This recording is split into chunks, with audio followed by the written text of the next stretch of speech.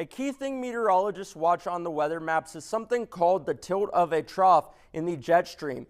A trough is simply a southward dip in the jet stream that helps steer storms and organize areas of low pressure. There are two main types of tilt: positively tilted and negatively tilted troughs.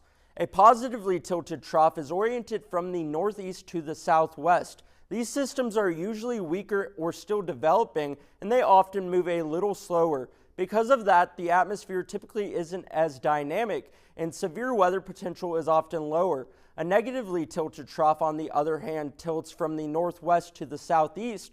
That orientation is a signal that the system is strengthening and becoming more energetic. As the trough tilts negatively, it helps increase wind shear in the atmosphere and encourages rising air, which can rapidly intensify a surface low pressure system.